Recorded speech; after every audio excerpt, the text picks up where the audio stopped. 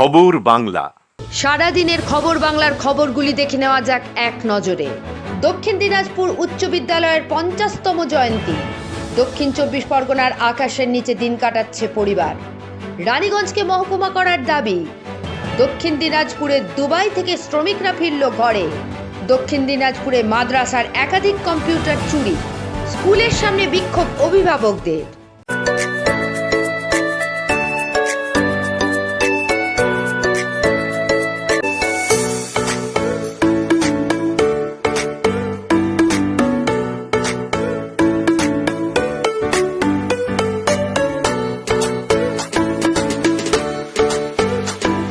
ভোজনালয়, Searsole Rajbari, Raniganj. Mobile number 9475505861। বুধবার দক্ষিণ দিনাজপুর জেলার গঙ্গারামপুর থানার অন্তর্গত বেলবাড়িতে অবস্থিত কাদিহাট বেলবাড়ি উচ্চ বিদ্যালয়ের 50তম সুবর্ণ জয়ন্তী বর্ষ উদযাপন হল।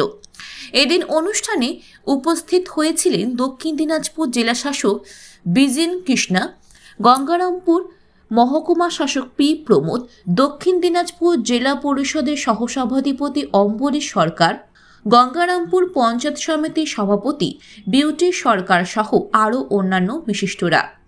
উচ্চ বিদ্যালয়ের এনসিসি ক্যাডারার জেলা শাসক বিজিন কৃষ্ণাকে গার্ড অফ অনার দিয়ে সম্মান প্রদান করে।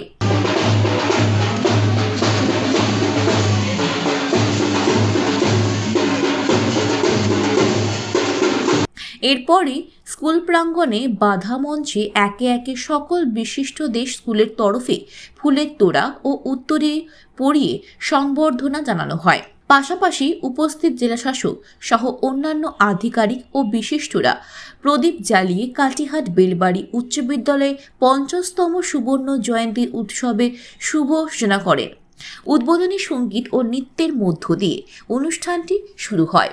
এর পাশাপাশি জেলা শাসক ও উপস্থিত অন্যান্যরা ছাত্রছাত্রীদের জন্য অ্যাটেন্ডেন্স বায়োমেট্রিক মেশিনের উদ্বোধন করে এবং স্কুলের একটি দেওয়াল পত্রিকারও শুভ উন্মোচন হয় তাদের হাত দিয়ে। স্কুলের প্রধান শিক্ষক ডক্টর পার্থ সরকার জানান, যে সুবর্ণ জয়ন্তী বর্ষটা চলছে, সেই সুবর্ণ জয়ন্তী বর্ষের সমাপ্তি অনুষ্ঠান আজকে শুরু হলো। 27, 28, 29 ডিসেম্বর এটা চলবে এবং আজকে আমাদের জেলার মাননীয় জেলা সমাহর্তা শ্রী বিজিন কৃষ্ণা মহাশয় এইটার শুভ সূচনা করলেন এবং উনি মুক্ত মঞ্চের উদ্বোধন করলেন। আমাদের স্টুডেন্ট এবং টিচারদের জন্য ডিজিটাল অ্যাটেন্ডেন্স তার উদ্বোধন করলেন, ওয়াল ম্যাগাজিনের উদ্বোধন করলেন এবং আমাদের যে সুভেনির সেটারও আমাদের উদ্বোধন হবে, এখনও হয়ে ওঠেনি। আমাদের ডিইও স্যার আছেন, উনি ওটা উদ্বোধন করবেন। এরপরে বিকেল 3টে থেকে বিদ্যালয়ের ছাত্রছাত্রীদের সাংস্কৃতিক অনুষ্ঠান এবং 6টা থেকে বহিরাগত শিল্পী সমন্বয়ে অনুষ্ঠানের আয়োজন করা হয়েছে 3 দিন ব্যাপী। আজ থেকে আগামী 3 দিন স্কুলে বিভিন্ন ধরনের অনুষ্ঠানে কর্মসূচি রয়েছে এবং বহিরাগত শিল্পীদের দ্বারা মনোজ্ঞ অনুষ্ঠান অনুষ্ঠিত হবে। দক্ষিণ দিনাজপুর জেলার গঙ্গারামপুর থানা অন্তর্গত বেলবাড়িতে কাদিহাট বেলবাড়ি উচ্চ বিদ্যালয়ে 50তম সুবর্ণ জয়ন্তী অনুষ্ঠানে এদিন প্রত্যেকের উপস্থিতি ছিল যথেষ্ট লক্ষণীয়। জয়দেব মৈত্রের রিপোর্ট, খবর বাংলা, দক্ষিণ দিনাজপুর। অগত্যা শীতকালে খোলা আকাশের নিচে বসবাস করছে দক্ষিণ 24 পরগনার মন্দিরবাজার থানা এলাকার গাববেরিয়া গ্রাম পঞ্চায়েতের রামেশ্বরপুর গ্রামের বাসিন্দা বৃদ্ধা স্বর্ণলতা বৈদ্য ও তার পরিবারের লোকজন। অসহায় এই পরিবারের অভিযোগ, এলাকায় জলের পাইপ লাইনের কাজ করার সময় গত নভেম্বরের 30 তারিখ তাদের বাড়িটি ভেঙে পড়ে। এরপরেই নিজেদের সমস্যার কথা স্থানীয় পঞ্চায়েতকে জানালে পঞ্চায়েত থেকে মাত্র একটি তারপলিন দেওয়া হয়েছে বলে জানান বিধবা বৃদ্ধা মহিলা স্বর্ণলতা বৈদ্য। যে গাড়ি এসছিল, কি গাড়ি বলে, ওই গাড়ি এসছিল, এসে অনেক খালা করেছে, করে পাইপ ঢুকিয়েছে। ঢোকাবার সাথে পাইপটা পুরোটা ঢোকায়নি, মানে এমনি পেতে দিয়েছে। পেতে দেওয়ার পরে ওরা সরে আরেকটা পাইপের খুলছিল, খুলতে খুলতে তারপরে আমার ঘর, আমি সবে ওদিকে দেখতে যাচ্ছি যে আরও কোথায় খুলতেছে, দেখি আমাদের ড্রেন আছে তো ভাঙা যাচ্ছে, দুম দাম করে আওয়াজ হচ্ছে, ড্রেন, পাকা ড্রেন। ওই দেখতে যাচ্ছিলাম, হঠাৎ করে ধুমুর করে আমাদের দুতলা তো মাটির ছিল, এখানে একটা ঘর, এখানে একটা ঘর, আর ওইটা আমার ইটের ঘর ছিল। ওরই টানে ইটের ঘর পর্যন্ত মানে ফেটে চৌচির হয়ে গেছে। আর এই ঘর তো ধুলোসাৎ হয়ে গেছে, ওইদিকে মাটি যেটা দুটো ছিল সেইটা একদম গুঁড়ো হয়ে, হ্যাঁ বলেছি। আপনাকে দেয়নি তাই তো? ওই একটা কি দিয়েছে পঞ্চায়েত থেকে, পিপল না ওটা প্লাস্টিক, ওই একটা প্লাস্টিক দিয়েছে। মানে আর্থিক অনুদান সাহায্য দেয়নি না তো? না, আর কেউ কিছু দেয় না, শুধু ওই ওই এদেশে। আর এই আশ্রম থেকে একটা ওই হলুদ কাগজ আছে, আশ্রম থেকে ওইটা দিয়েছি। এই যে ভারত সেবা সংঘ। আর কি দেয় না। বলছে যে ওই ছেলেটা বিজেপি দলে এ করে সে করে। আমি শুনছি বাইরে বাইরে, আমার কাছে কেউ এসে বলে না, আমি শুনছি এখানটা পথের ধারে তো বলে এরকম করে। বলছে যে বিজেপি হোক যাই হোক, তা সে কি এইরকম পজিশনে সাহায্য করবো না কে, সেরকম ভাব আর কি। নাহলে 29 দিন হয়ে গেল কোনো সোয়ারা পাই না। আমি ঠান্ডার সময় ওই ঘরে পড়ে আছি, আমার যা ক্ষতি হওয়ার হয়েছে তো একটাও টালি ফালি কিছু বেঁচেনি। আমার খাওয়ার জিনিস পর্যন্ত সব মাটির তলায় গেছে, কিছু কিছু বার করা হয়েছে, এখানটা কেউ কিছু করে না। বর্তমানে শীতকালে খোলা আকাশের নিচে দিন কাটাচ্ছে গোটা পরিবার। আর এই ঘটনায় সরব হয়েছে বিজেপি নেতা রণজিৎ হালদার বলেন, ওই বৃদ্ধার পরিবারের লোকজন বিজেপির কর্মী, তাই ইচ্ছাকৃতভাবে তাদের বাড়ি ভেঙে দেওয়া হয়েছে, এমনকি তারা কোনো সাহায্য পাচ্ছে না। যেটা একটা সরু রাস্তা আছে, সেই রাস্তা যদি কোনো রাস্তার ধারে কোনো মানুষ যদি এটাকে প্রতিবাদ করে যে এখান থেকে হবে না, সেটা একটা আইন আছে, সেটাতে করা হয় না। তা সত্ত্বেও জবরদস্তি করে ওর পাশ থেকে, মানে ওই বাড়ির পাশ থেকে একটা ড্রেন করা হয়েছে, যার ফলে দুটো পাকা বাড়ির দেয়াল এবং একটা কাঁচা ঘর ভাঙা হয়েছে। যে বিজেপি করার ফলে যে আর্থিক অনুদান দেয়নি এ বিষয়ে কি বলবেন? এইটা ওটা হয়েই আসছে, এটা তো একটা তথাগত নিয়ম, যেখানে আপনার শাসক দলের যেখানে পঞ্চায়েত, যেখানে টিএমসি পঞ্চায়েত, সেখানে বিজেপি কোনোভাবে সাহায্য পায় না। সেই জন্য আমার তো মনে হয় এখানে জবরদস্তি করেই ওটা করা হয়েছে এবং তাকে দেওয়া হচ্ছে না, আটকে দেওয়া হচ্ছে। অবশ্য এই ঘটনায় গাববেরিয়া পঞ্চায়েতের উপপ্রধান সুবীর সর্দার বিজেপির অভিযোগ অস্বীকার করে বলেন, পঞ্চায়েতের পক্ষ থেকে ওই বৃদ্ধাকে আপৎকালীনভাবে একটি তারপলিন দেওয়া হয়েছে। তবে যেহেতু পিএইচির পক্ষ থেকে কাজ করা হচ্ছে, ফলে এখানে তাদের কিছুই করার নেই। পঞ্চায়েতের পক্ষ থেকে যতটা সম্ভব সাহায্য করা হবে। মর্মান্তিক ঘটনা, একটা বৃদ্ধ মহিলা ছিল। অ্যাকচুয়ালি কাজ তো পিএইচির আন্ডারে কাজ, ওটা তো আমাদের পঞ্চায়েতের অধীনস্থ কোনো কাজ নয়। সেহেতু পিএইচি কাজটা করতে গিয়ে জেসিবি গাড়ি দিয়ে ওদের যে পাইপ লাইনটা কাজ করছিল, ওনার বাড়ির কিছু অংশ ভেঙে যায়, গিয়ে পড়ে যায়। ওনারা আমাদেরকে খবরও দিয়েছিল, আমরা তৎক্ষণিক আমাদের প্রধান সাহেব বা আমরা অন্যান্য নেতৃত্বরা এবং আমি নিজেও ছিলাম ওখানে, গিয়ে দেখেছি। দেখে আমরা সঙ্গে সঙ্গে বিডিও অফিসে এবং অন্যান্য জায়গাও আমরা জানিয়েছি। এবং আমাদের করণীয় ছিল যে ওখানে তাৎক্ষণিক বা ওনার রাত্রে কাটাবার জন্য আমরা একটা পঞ্চায়েত থেকে একটা প্লাস্টিকেরও ব্যবস্থা করে দিয়েছি।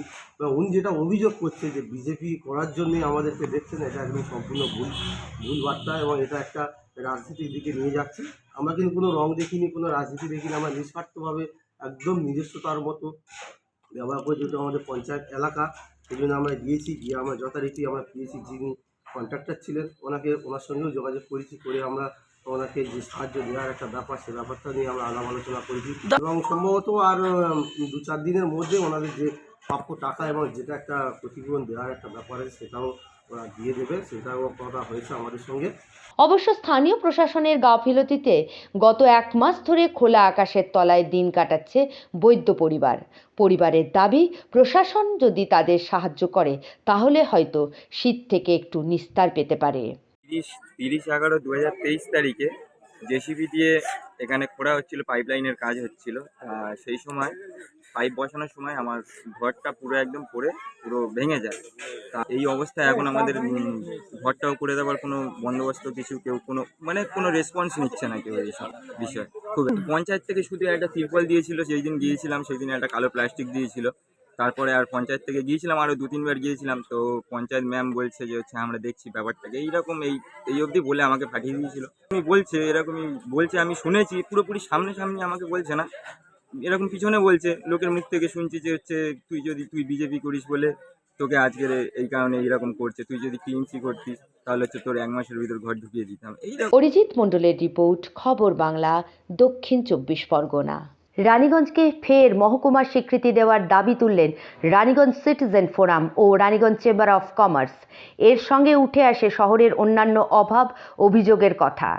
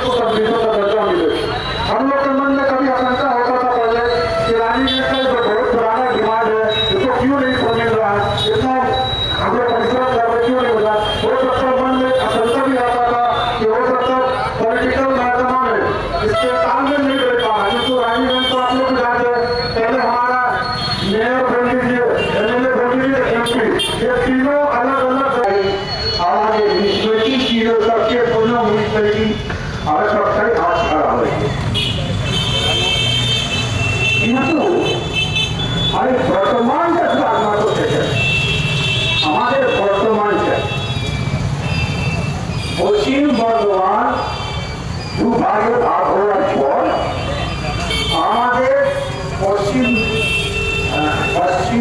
বর্ধমান যে দুভাগ হওয়ার পরে আমাদের পশ্চিম বর্ধমান যে অংশটা তার হেডকোয়ার্টার আসানসোল যে কন্ট্রোলটা আসানসোল থেকে হবে আর আসানসোলকে সদর মহকুমা করে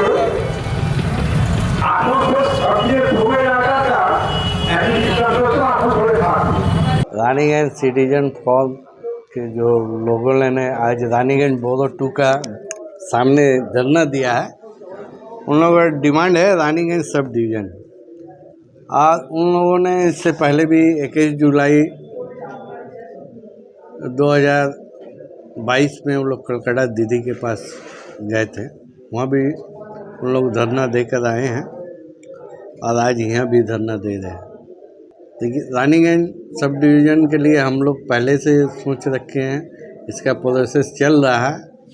उसी काम को उसको जानते हुए उन लोग ये सब काम कर रहे हैं। जिस तरह पहले हमारा पश्चिम बर्धमान जिला था, उसको 2 भाग हुआ, एक पश्चिम बर्धमान एक पूर्व बर्धमान। हम लोग चलाएँ पश्चिम बर्धमान में, सारी सुविधा हम लोग को मिल रही है। यहाँ बर्धमान के जो जज कोर्ट हुआ करता था, पहले बर्धमान जाना पड़ता था, अब सब काम कोर्ट का हम लोग को आसनसोल में हो रहा है। ये सब तो सहूलत पब्लिक को मिल रही है। 1906 तक रानीगंज सब डिवीज़न था, उसके बाद रानीगंज से आसनसोल सब डिवीज़न हो गया।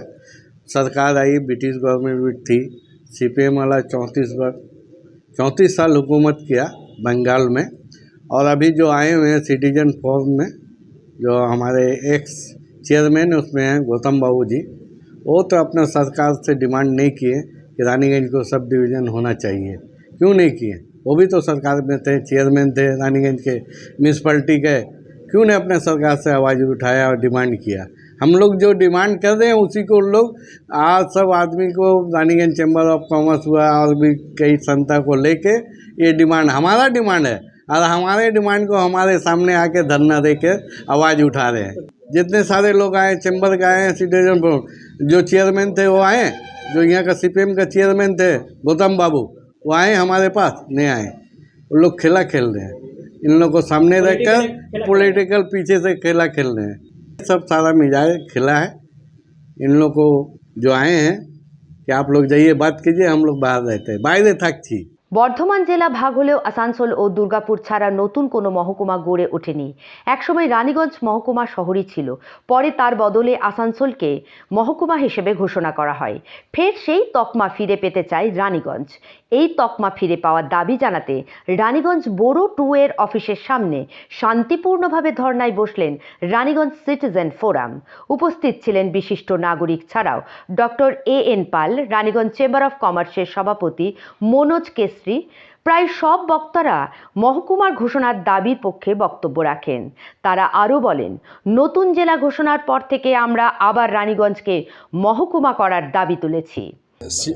सिटीजन फोरम ऑफ रानीगंज जो मेमोरेंडम दिए हैं, वो उनका जो डिमांड है रानीगंज शहर को सब डिवीज़न बनाना।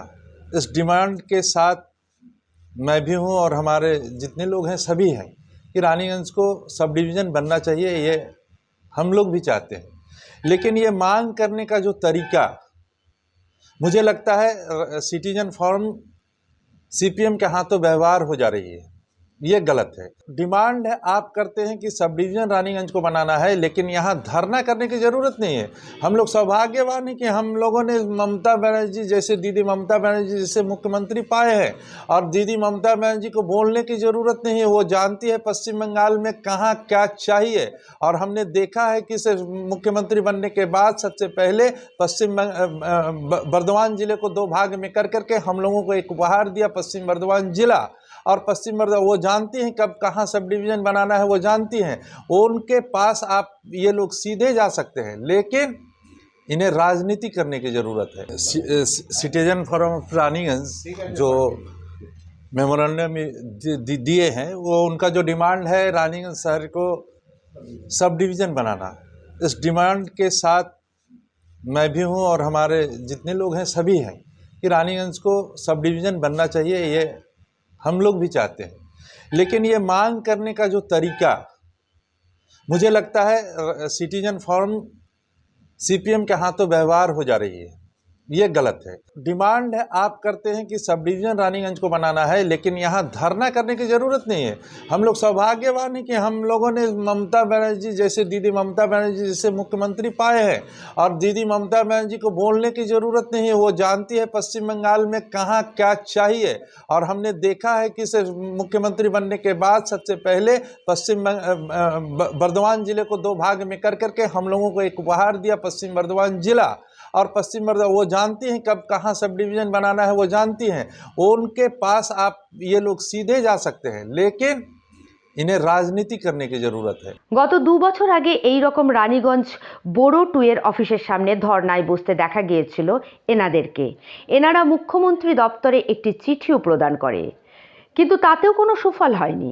রানীগঞ্জ সিটিজেন ফোরামের ওয়ার্কিং প্রেসিডেন্ট গৌতম ঘটক এ বিষয়ে কি বললেন শুনে নেওয়া যাক। দেখুন, রানীগঞ্জ মহকুমার দাবিটা যে সামনে এসছে, এটা হচ্ছে ডিস্ট্রিক্টটা ভাগ করার পর আমাদের জেলাকে যখন এই দাবিটা গোটা রানীগঞ্জবাসীর ছিল, রানীগঞ্জ থেকে দাবিটা উঠেছিল যে বর্ধমান জেলাকে 2 ভাগ করা অন্তত।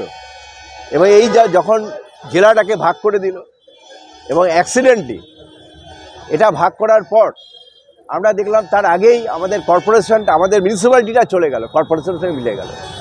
আমরা সিটিজেন্স ফোরাম রানীগঞ্জের সব মানুষের বিরোধিতা করেছিলাম, এবং বিরোধিতা করার পর আমরা ঢুকতে পারলাম না। প্রশাসন ডেটে রইল যে না, আমরা এটাকে কর্পোরেশনে যুক্ত করব। এটা সিটিজেন্স ফোরামের দাবি একার নয়। সিটিজেন্স ফোরামে রানীগঞ্জে যত NGO আছে, এবার চেম্বার অফ কমার্স থেকে, ক্লথ মার্চেন্ট অ্যাসোসিয়েশন থেকে, এবং আমরা জুয়েলারি অ্যাসোসিয়েশন থেকে, এবং রানীগঞ্জের যে বড় বড় ক্লাবগুলো, lions club, rotary club, IMA, সবাই প্রতিনিধিরা ছিলেন। এটা গোটা রানীগঞ্জবাসীর দাবি। এখন রানীগঞ্জবাসীর দাবিটা যদি পলিটিক্স হয়, তাহলে আমার কিছু বলার নেই। এবং আমরা গোটা দেশে কি দেখলাম যে রাজ্যগুলোকে ভাগ করে দেওয়া হচ্ছে, ছোটো ছোটো করে দেওয়া হচ্ছে, জেলাগুলোকে ভাগ করে দেওয়া হচ্ছে। তাহলে সাব ডিভিশনটা ভাগ হবে না কেন? এর মধ্যে তো রাজনীতির কোনো সম্পর্ক নেই। সাব ডিভিশন ভাগ হলে উন্নতি বাড়বে, এটা আমরা বিশ্বাস করি, রানীগঞ্জের মানুষ বিশ্বাস করি। আচ্ছা, এটাও আপনাকে বলছি যে আমাদের যে মেমোরেন্ডামটা যদি আপনি পড়েন, তাহলে আপনি দেখবেন আমরা রানীগঞ্জ সাব ডিভিশন দাবি করছি। সাব ডিভিশন মানে 11টা ওয়ার্ড নয়। রানীগঞ্জ সাব ডিভিশন মানে হচ্ছে জামুরিয়া, ফমরিয়া সমস্ত এলাকাকে যুক্ত করে। এখন কোন এলাকা যুক্ত হবে কোন এলাকা যুক্ত হবে না সেটা রানীগंज सिटीजन फोरम ठीक करते पारे ना, এটা ঠিক করবে प्रशासन राज्य। रानीगंज सब डिवीज़न था, इसलिए रानीगंज वासी जो है वो मांगता है जो सब डिवीज़न होना चाहिए रानीगंज में। और Raniganj sub division Raniganj 11 ward के नहीं होगा। प्रशासन जो इलाका को अच्छा होने ये करे समझे, वो इलाका को लेके रानीगंज सब डिवीज़न अपनी डिमांड बनाने के लिए कहीं ना कहीं रोड पे खड़ा होना पड़ता है। इसी सिलसिला में जैसा कि आप देख रहे हैं, हमने Raniganj chamber of commerce, Raniganj citizen forum एवं कई NGO ने 20 साल से हमने लड़ाई की थी कि बर्दवान में 2-3 डिस्ट्रिक्ट होनी चाहिए। हमारी ऑनरेबल CM साहिबा ने हमारा एक डिमांड मानते हुए पश्चिम बर्दवान का गठन किया, किंतु हमने साथ में एक और रिक्वेस्ट किया था कि कम से कम रानीगंज को सब डिवीजन बनाना चाहिए। वो डिमांड हमारी अभी तक पूरी नहीं हुई है।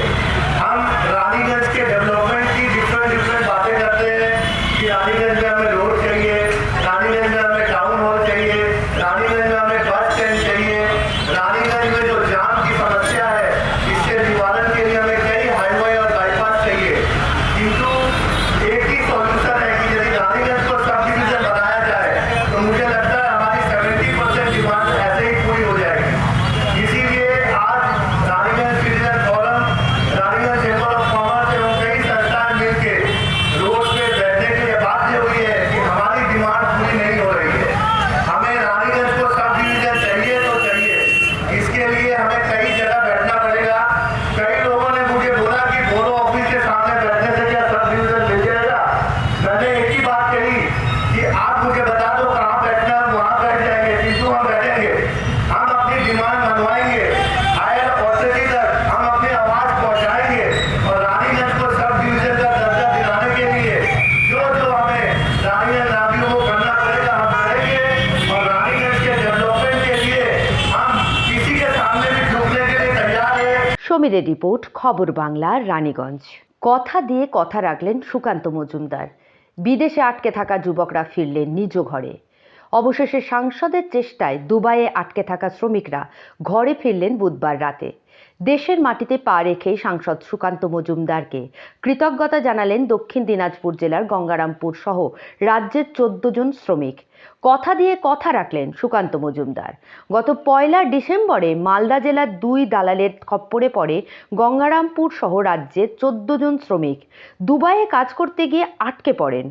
আটকে পড়া শ্রমিকরা দুবাই থেকে ভিডিও বার্তা পাঠান পরিবারের কাছে। এরপরে উৎকণ্ঠার মধ্যে পড়েন 14 জন শ্রমিকের পরিবার, যার মধ্যে বিপ্লব সরকার ও দেবাশিস সরকার গঙ্গারামপুর পৌরসভার 15 নম্বর ওয়ার্ডের বাসিন্দা।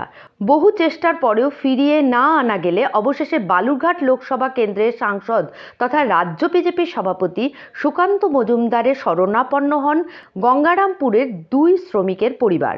ঘটনার কথা সুকান্ত মজুমদার জানার পরেই দিল্লিতে গিয়ে বিদেশ মন্ত্রীর সঙ্গে দেখা করে শ্রমিকদের আটকে থাকার কথা জানান সুকান্তবাবু। এরপরই তড়িঘড়ি ভারতীয় বিদেশমন্ত্রী ও দুবাইয়ের বিদেশমন্ত্রীর সঙ্গে কথা বলে 14 জন শ্রমিককে ভারতে নিয়ে আসার প্রক্রিয়া শুরু করেন। বুধবার সেই 14 জন শ্রমিক দেশে ফিরে গঙ্গারামপুরে পৌঁছালো। গঙ্গারামপুরে ফিরতেই মা বাবা সহ বিজেপির পক্ষ থেকে 14 জন শ্রমিককে ফুলের মালা দিয়ে স্বাগত জানালেন। দেখুন, আপনারা জানেন যে এটা খবরও হয়েছিল মিডিয়াতে যে আমাদের জেলার গঙ্গারামপুর শহর সন্নিকটস্থ বেশ কিছু ব্যক্তি তাদেরকে মিথ্যে প্রতিশ্রুতি দিয়ে কাজের জন্য নিয়ে যাওয়া হয়েছিল দুবাইতে। দুবাইয়ে তাদেরকে চরম কষ্টে রাখা হয়েছিল, খাবার দেওয়া হচ্ছিল না, ঘরের মধ্যে আটকে রাখা হয়েছিল। তাদের পরিবারের তরফ থেকে ভারতীয় জনতা পার্টির সাথে এবং আমার সাথে যোগাযোগ করা হয় সাংসদ হিসেবে। আমি মাননীয় মন্ত্রী, বিদেশমন্ত্রী ডক্টর এস জয়শঙ্করের সাথে দেখা করে তাকে সমস্ত বিষয় জানাই এবং তাকে লিখিত অভিযোগ দিয়ে আসি। আজকে জেলার সেই ছেলেরা ফিরে আসছে, প্রায় 10 জন যুবক, তারা আজকে আমাদের জেলায় ফিরবেন। আমি জেলার সাংসদ হিসেবে আমার অত্যন্ত আনন্দের দিন যে আমি এই যে প্রচেষ্টা করেছিলাম সেই প্রচেষ্টার সুফল দেখতে পাওয়া যাচ্ছে এবং জেলার বাসীও খুশি যে জেলার ছেলেরা গিয়ে দুবাইয়ে আটকে পড়েছিল, বিদেশে আটকে পড়েছিল, আজকে তারা জেলাতে আবার নিজের মায়ের কোলে ফিরে আসছে। দুবাই থেকে ফিরে এসে গঙ্গারামপুরের 2 যুবক সহ অন্যান্যদের গলায় সুকান্ত মজুমদারের প্রতি কৃতজ্ঞতার স্বর শোনা গেল। ছেলে ও পরিবারের লোকজনকে কাছে পেয়ে যথেষ্টই খুশি ও আপ্লুত পরিবারের লোকজন। পাশাপাশি প্রতিশ্রুতি দিয়ে কথা রাখার কারণে সাংসদ সুকান্ত মজুমদারকে ধন্যবাদ জ্ঞাপন করলেন সকলেই। ওখানে আমাদের সুকান্ত মজুমদার স্যারের সঙ্গে যোগাযোগ হওয়ার পর উনি বিদেশমন্ত্রীর সঙ্গে কথা বলার পর তারপরে আমাদের যে কোম্পানির যে বস আছে তার সঙ্গে কথা বলার পর আমরা এসেছি। এক কথায় আমরা সুকান্ত মজুমদার স্যারের সহযোগিতা এসেছি। উনি না থাকলে হয়তো আমরা আরও দীর্ঘদিন কষ্ট করতাম এবং 1 লাখ টাকা প্রত্যেকের কাছ থেকে চাওয়া হয়েছিল প্লেন টিকিট। সেটা না দিতে পারলে হয় আমাদের অফিস বলেছিল, বগুড়ার যে অফিস আমরা যেখানে যার হাত দিয়ে গিয়েছিলাম তিনি আমাদেরকে বলেছিলেন যে তোদের এই টাকা দিতে পারলে তোরা আসবি, না আসলে যদি না দিতে পারিস তাহলে আমার কিছু করণীয় নেই, এটাই বলেছিল। তার কথাগুলো আমাদের কাছে আছে, রেকর্ডিং আছে। এবং আমরা যে এসেছি ওখানে যদি স্যার আমাদেরকে সুকান্ত মজুমদার স্যার না নিয়ে আসলে হয়তো এখন আমরা 1 মাস কি 1.5 মাস কি 2 মাস ওখানে না খেয়ে কষ্ট প্রত্যেক দিন 3 জন মিলে 1 টাকার ওই দেশের 1 টাকায় একটা রুটি পেতাম পাকিস্তানের, ওই রুটিটা শুধু খেতাম ব্যাস। এই খেয়ে আমরা যতদিন ছিলাম, হ্যাঁ 28 দিন 29 দিন ছিলাম, এইভাবে কষ্ট করেছিলাম। সুকান্ত মজুমদার যখন যোগাযোগ করলো মানে তারপর মানে একই রকমভাবে কি তোমাদের সঙ্গে ট্রিট করা হতো, মানে কীভাবে তারপর কি না খাওয়া দাওয়া এগুলো দেওয়া হতো? স্যারের সঙ্গে যোগাযোগ হওয়ার পর ওখানে আমরা ভয়ে কিছু বলতে পারিনি যে আমরা এইরকম মানে কন্ট্যাক্ট করছি। শুধু আমরা ক্যাম্পাসকে বলছি, স্যার ও ক্যাম্পাস এসে আমাদের কাছে শুনছে তোমরা কবে বাড়ি যাবে, তোমাদের টাকা দাও, তোমাদের টিকিট মাঙ্গাও এজেন্টের কাছ থেকে। তো আমরা এজেন্টের সঙ্গে কথা বলেছি। এজেন্ট আমাদের যে সাব এজেন্ট আছে তারা আমাদেরকে বলেছে যে তোরা কাজ কর কিচ্ছু হবে না, 16-17 ঘন্টা 18 ঘন্টা ডিউটি করবি, কী হবে, কাজ করতে গিয়েছে। তা আমরা আমাদের সমর্থন, আমরা ওই কাজে যাইনি, আমরা পারবো না। তারপরে ওই প্রত্যেকের কাছ থেকে আমাদের সবচেয়ে বড় ভয় ধরিয়ে দিয়েছে 1 লাখ করে টাকার টিকিট চেয়েছে, যার জন্য আমরা খুব ভয় পেয়ে গিয়েছিলাম। আর অ্যাকচুয়ালি আমাদের খাওয়ার খুব কষ্ট ছিল। বিদেশ মন্ত্রক আপনাদের সঙ্গে যোগাযোগ করলো কী করে? আমরা ফার্স্ট টাইমে সুকান্ত স্যারের সঙ্গে যোগাযোগ করেছিলাম, তারপর স্যার বিদেশমন্ত্রীর সঙ্গে যোগাযোগ করেছে। আমরা ডাইরেক্ট আমাদের কোনো কথা হয়নি বিদেশমন্ত্রীর সঙ্গে। সকলে ফিরেছো? সকলে ফিরেছি। একজন বর্তমানে আবুধাবিতে আটকে আছে, গতকালকে আমাদের সঙ্গে আসার কথা ছিল, তার টিকিট ক্যান্সেল হয়েছে শুনেছি। সেই বলছিল যে তার ভিসা ক্যান্সেল হয়নি, এক্সিট হয়নি আর কি, তার জন্য সে আমাদের সঙ্গে আসতে পারেনি, খুব কান্নাকাটি করেছে। আজকে হয়তো আসলেও আসতে পারে। দেশে ফিরে কেমন লাগছে? দেশে ফিরে খুব ভালো লাগছে আর কি। এখন দেশে ফিরে তো ভালো লাগবে, ওখানে ছিলাম তো বন্দির মতো, মানে বাইরে যেতে পারছিল না, পুলিশ ছিল, কাছে কোনো পয়সা নেই, কোনো প্রমাণপত্র নেই, পাসপোর্ট যাওয়ার সঙ্গে সঙ্গে পাসপোর্ট কেড়ে নিয়েছিল। পাসপোর্ট তো আমাদের কাছে যেদিনকে গিয়েছি তার 10 মিনিট পরে নিয়ে নিয়েছে। আমরা ভয়ের মধ্যে ছিলাম আর কি, আতঙ্কে ছিলাম যে আমাদের মানে কী হবে, কখন পুলিশে নেবে, কখন কি করবে, কোথায় কে মারবে, সবাই ভয় দেখাচ্ছে তোরা বাইরে যাবে না, মারবে, পুলিশে ধরবে। তার জন্য আমরা ছোট্ট একটা রুমের মধ্যে 15 জন নিচে শুয়েছিলাম। জয়দীপ মৈত্রের রিপোর্ট, খবর বাংলা, দক্ষিণ দিনাজপুর। একাধিক চড়াই কম্পিউটার সহ অভিযুক্তদের গ্রেপ্তার করল পুলিশ। দক্ষিণ দিনাজপুর জেলার গঙ্গারামপুর থানার আবেশকুড়ি হাই মাদ্রাসার একাধিক কম্পিউটার চুরির ঘটনায় জড়িত বিদ্যালয়ের প্রাক্তন ছাত্র।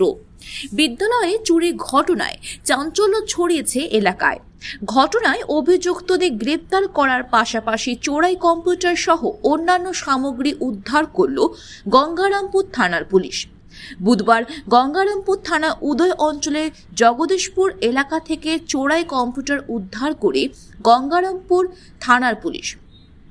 পুলিশ জানিয়েছে ধৃতরা হলেন শামীম মণ্ডল, বয়স আনুমানিক 22, বাড়ি গঙ্গারামপুর থানার বাসুরিয়া অঞ্চলের সর্বমঙ্গলা রথীনাথপুর এলাকায়। অপরজন আবুল আজাদ মিয়া, বয়স আনুমানিক 20, বাড়ি উদয়গ্রাম পঞ্চায়েতে চালুন্দা এলাকায়। বৃহস্পতিবার পুলিশের হেফাজতে চেয়ে ধৃতদের গঙ্গারামপুর মহকুমা আদালতে পাঠিয়ে পুরো বিষয়টি খতিয়ে দেখছে গঙ্গারামপুর থানা পুলিশ।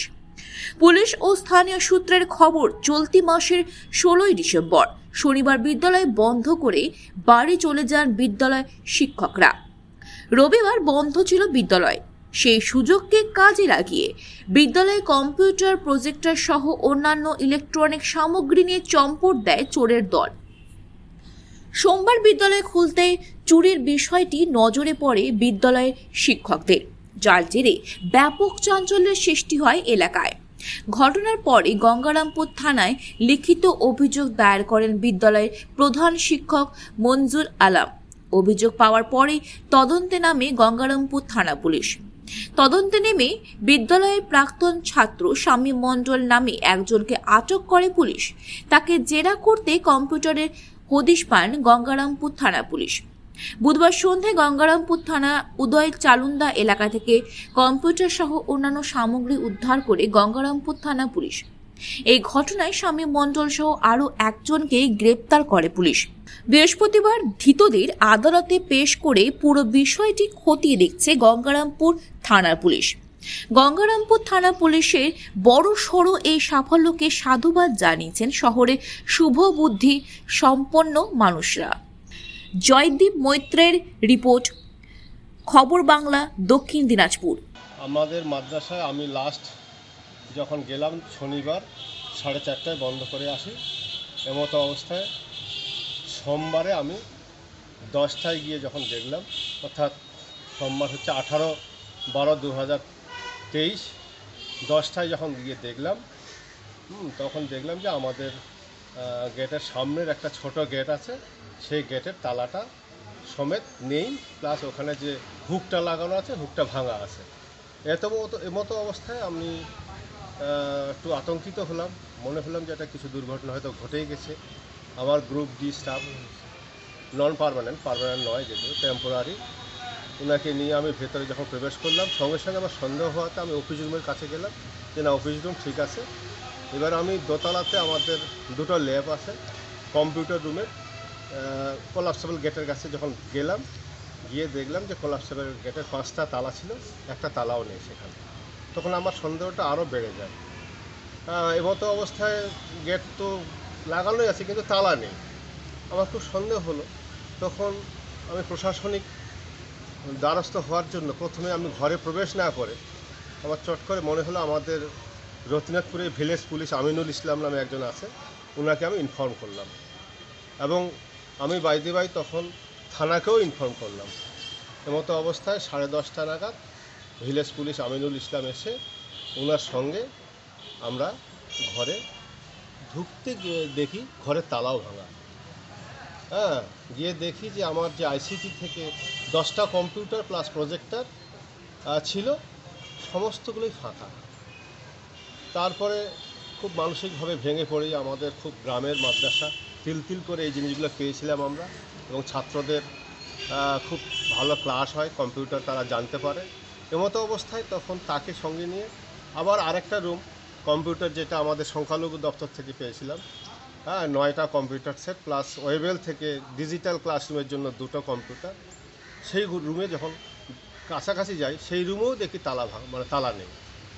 বাস সেখানে যখন ঢুকি সেটাও ফাঁকা, আরও ভেঙে পড়লাম। 2টো রুম দিকে শুধু তালা ভাঙা বা কম্পিউটার নেই, সেখানে গিয়ে দেখলাম যে আপনার ওই কিছু চেয়ারও নেই, আরও কিছু জিনিসপত্র ছিল সেগুলোও নেই, ইভেন একটা তার পর্যন্ত নেই। আমার মাদ্রাসার তরফ থেকে সর্বপ্রথমে আমাদের গঙ্গারামপুর যে থানা অর্থাৎ আইসি, ওনাকে আমি ধন্যবাদ জানাই। তার সাথে যিনি দায়িত্বপ্রাপ্ত অফিসার ছিলেন সমীরবাবু ছিলেন, ওনাকেও আমার আন্তরিক ধন্যবাদ। আমাদের একটা আবেশকুড়ি হাই মাদ্রাসায় বেশ বড়সড় একটা চুরি হয়েছিল কয়েকদিন আগে, আমাদের টিম লেগেছিল, আমাদের আইও এসআই এদিকে ওই মানে এই কেসের আইও সাব ইন্সপেক্টর সমীর কর্মকার কেসটা লেগেছিল। নিজের সোর্স ইনফরমেশন, যেভাবে পুলিশের যেরকম ইনফরমেশন থাকে, সেটাতে দুজনকে আমরা আপাতত অ্যারেস্ট করেছি। প্রায় এন্টায়ার মালটাই রিকভারি হয়ে গেছে, হিউজ পরিমাণে, অ্যারাউন্ড 20-22 লাখ টাকার রাফ এস্টিমেট হবে। এই মানে প্রচুর কম্পিউটার, সিপিইউ, মনিটর, কিছু ওয়্যার, মাউস, অনেক কিছু, মানে লিস্ট আপনাকে পরে দিয়ে দিচ্ছি, সেটা রিকভারি হয়েছে। আরও যারা আছে এই কেস, এই চুরির সঙ্গে ইনভলভ, সুন ন্যাপ দেবে। দক্ষিণ 24 পরগনা জেলা কাকদ্বীপ বিধানসভার নামখানা নারায়ণ বিদ্যা মন্দির স্কুলে ভর্তি হতে গেলে অতিরিক্ত টাকা দিতে হচ্ছে, না হলে স্কুলে ভর্তি হতে পারবে না। যার জেরে স্কুলের সামনে বিক্ষোভ দেখায় স্কুল পড়ুয়া সহ অভিভাবক অভিভাবিকারা। মূলত অভিভাবকদের দাবি, ভর্তি হতে গেলে 1100 টাকা দিতে হচ্ছে, না দিতে পারলে স্কুলে ভর্তি নিচ্ছে না স্কুল কর্তৃপক্ষ। অন্যদিকে অভিভাবকদের আরও দাবি, এই সমস্ত ছাত্রছাত্রী স্কুলের অস্থায়ী শিক্ষকের কাছে পড়াশোনা করে পরীক্ষার আগে ছাত্রছাত্রীদের হাতে প্রশ্ন পেপার তুলে দিচ্ছে ওই স্কুলের অস্থায়ী শিক্ষকরা। আর এই নিয়ে স্কুলের সামনে বিক্ষোভ দেখাতে থাকে ছাত্রছাত্রী ও অভিভাবক অভিভাবিকারা। স্কুলের যে হেড আছে উনিকে উপস্থিত করছেন না। আমাদের এই যে আমরা গরিব মানুষ, আমাদের বাচ্চাদেরকে যে এত টাকা করে টাকার চাপ দিয়ে যে 600 টাকা বলে দিয়ে যে 300 টাকা করে বেশি নিচ্ছে, আমরা দিতে পারছি না বলে বাচ্চা ভর্তি নিচ্ছে না। ওরা আরো এক্সট্রা পয়সা দিয়ে আমাদের বাচ্চাকে প্রাইভেটে পড়াতে হবে। এদেরকে কাছে বলতে আসতে এরা বলছে এখানে আরো আমাদেরকে খারাপ কথা বলে বার করে দিচ্ছে। তাহলে আমরা কি করব তাহলে বলুন? তার জন্য আমরা এখানে আজকের স্কুলে আজকের মাস্টারদের কাছে এসেছি। কি চাইছেন? হ্যাঁ, কি চাইছেন? আমরা চাইছি এটা কি ব্যবস্থা করলে মাস্টারদের কাছে আমরা এসেছি, ওরা এখন কোনো উত্তর দিচ্ছে না, ওরা চুপচাপ রয়েছে। কি বলছে? এখন আলোচনা করবে, ওরা আলোচনা করার পর তারপরে বলছে আমরা মাইকে অ্যালাউন্স করে বলবো। এখনো আমরা 1 ঘন্টা দাঁড়িয়ে আছি, এখন কোনো কিছু সিদ্ধান্ত করেনি ওরা। এই স্কুলে একটা সমস্যা বলতে এই বেশি ভর্তি ফি বেশি নিচ্ছে, আর কি একটা স্কুলে অনুষ্ঠান হবে, প্লাটিনাম জয়ন্তী অনুষ্ঠান হবে, এই জন্য বেশি করে নিচ্ছে। এটা কত টাকা নিচ্ছে? এটা প্লাটিনাম জয়ন্তীর জন্য 300 টাকা বেশি নিচ্ছে, এক্সট্রা 300 টাকা, মানে যত ভর্তি আছে তার থেকে 300 টাকা এক্সট্রা, এটা প্রতি ছাত্রছাত্রীর কাছ থেকে। রসিদ দিয়েছে? রসিদ এটা একদম ফাইভের কাছ থেকে পুরো এতেই করে দিয়েছে। উচ্চ মাধ্যমিক যেই টাকা নিচ্ছে সেই টাকার রসিদ দিচ্ছে? না না না, ওই এতে লেখা আছে, খাতায় লেখা আছে, এবং একটা দিচ্ছে তো কাগজ দিচ্ছে। আপনারা কি চাইছেন? আমরা ওটা দিতে চাইছি না, সব ছেলে মেয়ে সব তো আর দেওয়ার সামর্থ্য নেই। আর হেডমাস্টার বলছে ওটা দান স্বরূপ আমরা নিচ্ছি, কিন্তু দান তো এটা নয়, আর দান নেওয়ারও তো সামর্থ্য সকলের দেওয়ার সামর্থ্য নেই। স্কুল কর্তৃপক্ষ আপনারা বলেননি যে গরিব মানুষ আমরা দিতে পারবো না? এটা বলা হয়েছে, কিন্তু কিছুতে 5-6 ভর্তি নেওয়া হয়ে গেছে। আর এটা অবশিষ্টটা যেটা অনেকে 500 টাকা দিয়েছে, কাজল ম্যাডাম, একজন কাজল ক্লার্ক, উনি ম্যাডাম নয়, উনি 500 টাকা কেউ দিয়ে ভর্তি হচ্ছে, বলছে উনি বলছে বলে এটা কি ঝালমুড়ি কেনার টাকা দিচ্ছ, এরকম প্রেসার দিয়ে উনি বলছে, ঘুনিমুড়িটা এটা প্রেসার দিচ্ছে। আপনারা কি চাইছেন? আমরা চাইছি কারোর সামর্থ্য এককালীন দিতে পারছে না, 500 টাকা দিয়ে ভর্তি হচ্ছে, দেবো না, তারপরে এত টাকা তবে এই বিষয়ে স্কুলের প্রধান শিক্ষক তমাল কান্তি জানান, না, ভর্তি ফি আমরা অতিরিক্ত নিচ্ছি না এবং বাধ্যও করছি না। স্কুলে 11 জন শিক্ষকের অভাব রয়েছে। স্বাভাবিকভাবে স্কুল স্থানীয়ভাবে কিছু ক্লাসগুলো করার জন্য স্থানীয়ভাবে কিছু ম্যানেজ করে থাকে, কিছু টিচার ম্যানেজ করে থাকে, যেটা গভর্নমেন্টের সিদ্ধান্তের পরিপন্থী। কিন্তু 11 জন শিক্ষকের অভাবে আমরা যদি সেই ব্যবস্থা না করি তাহলে স্কুলে প্রচুর সংখ্যক ক্লাস কিন্তু বন্ধ থাকে। স্বাভাবিকভাবে এই পন্থা আমাদের নিতে হয়েছে এবং এই এলাকার অভিভাবক অভিভাবিকা সকলের সঙ্গে একটা সহমতের ভিত্তিতেই হয়েছে। 2022 সালে এই পারপাসে বা এই কারণে কী ধরনের ফি স্ট্রাকচার হবে সেটাও ওনাদের সাথে আলোচনা হয়েছে এবং ওনারাও স্বতঃস্ফূর্তভাবে সেটা রাজি হয়েছে। কিন্তু অভিভাবকরা বলছে ওনাদের সঙ্গে কোনো আলোচনা হয়নি। না, অভিভাবকরা হয়তো সকলে থাকেন না সবসময় মিটিংয়ে, কিন্তু এটা অবশ্যই আলোচনা হয়েছে এবং আলোচনার সাপেক্ষেই এই সিদ্ধান্ত নেওয়া হয়েছে। আর একটা বিস্ফোরক মন্তব্য করছে, যেটা হচ্ছে আপনার স্কুলের পরীক্ষা চলাকালীন বা যারা পার্ট টাইমের টিচার রয়েছে বা যারা টিচার রয়েছে তারা স্কুল চলাকালীন বা যাদের কোচিং পড়ছে তাদের জন্য আগে থেকে অ্যান্সার শিট দিয়ে দিচ্ছে, কি বলবেন? এই ব্যাপারটা আমাদের জানা ছিল না, কিন্তু আমরা যেটা শুনেছি এরকম একটা ঘটনা কানে এসেছে এবং তার জন্য বিদ্যালয় পরবর্তী সেশনে উপযুক্ত ব্যবস্থা নিচ্ছে। অভিভাবকদের সাথে কথা বলে স্কুলের অনুষ্ঠানের জন্য বাড়তি টাকা নেওয়া হচ্ছে, তবে প্রশ্ন দেওয়ার বিষয়টি তিনি জানেন না, তিনি বিষয়টি খতিয়ে দেখবেন, তবে আপাতত ভর্তি প্রক্রিয়া বন্ধ থাকছে। আমার ছেলে স্কুলের 5ম শ্রেণীর ছাত্র, এবছর ক্লাস 6-এ উত্তীর্ণ হয়েছে এবং সেই কারণে যারা পরবর্তী ক্লাসে ভর্তি হওয়ার যে প্রক্রিয়া স্কুল থেকে চালু করেছে সেখানে অযথা স্কুল কর্তৃপক্ষ পাটে 300 করে 600 টাকা অযাচিতভাবে ধার্য করার জন্য সমস্ত গার্ডিয়ান পক্ষ আজ একত্রিত হয়ে আমরা প্রতিবাদ জানাই এবং স্কুলের সমস্ত ক্রিয়াকর্ম বন্ধ রাখার জন্য প্রধান শিক্ষকের কাছে অনুরোধ জানাই এবং তাদের তিনি সম্মতি দেন এই প্রক্রিয়াটা বন্ধ থাকছে যত সময় না তাদের ম্যানেজিং কমিটির সম্মতি নিয়ে তারা সিদ্ধান্তে উপনীত হতে পারছে তত সময় কোনো এই প্রক্রিয়ার পুনরায় চালু হবে না। কত টাকা করে বেশি নিচ্ছে? 600 টাকা বেশি নিচ্ছে দুটো পার্টে, যেটা স্কুলের যেটা পার্ট টাইম শিক্ষক যারা রয়েছে তাদের বেতন দেওয়ার জন্য এবং স্কুলের 75 বছর পূর্তি উপলক্ষে যে অনুষ্ঠানের কথা রয়েছে সেই কারণে ছাত্রছাত্রীর কাছ থেকে এই 300 টাকা করে ধার্য করেছে। আপনারা কি চাইছেন? এটা স্কুল কর্তৃপক্ষ বলতে চাইছি যে আপনারা দান হিসাবে আমরা দান হিসাবে এটা নিচ্ছি, কিন্তু এটা তো দান নয়, জোর করে যেহেতু স্লিপ দেওয়া হচ্ছে এবং সেখানে যারা দিতে পারছে না তাদেরকে ডিউ হিসাবে স্কুল কর্তৃপক্ষ লিখে দিচ্ছে। সে কারণে আমরা বলছি দানটা কেউ নিজের থেকে দেবে, সেটা জোর করে কার কাছ থেকে নেওয়া যায় না। যে একটা অনুষ্ঠান আছে প্ল্যাটিনাম জয়ন্তী, তার জন্য 300 টাকা করে নিচ্ছে। আমরা 7 থেকে 8 ভর্তি হবো, 1010 টাকা নিচ্ছে। আগেও এত নিত না, কিন্তু এখন অনেক দাম, মানে অনেক টাকা নিচ্ছে। আমাদের সঙ্গে ম্যামরা খারাপ ব্যবহার করে। ওই ম্যামটা সবসময় এমনকি গায়ে হাত পর্যন্ত তুলতে বাধ্য হয়। কোন ম্যাডাম? কাজল ম্যাম। কারণটা কি? কারণটা কি? আমরা ধরো কোনো কারণে অফিসে কিছু বলতে গেলে আমাদের উল্টোপাল্টা বুঝিয়ে পাঠিয়ে দেয় যে তোরা যা এখান থেকে, এমনকি মারতে পর্যন্ত ছাড়ে না।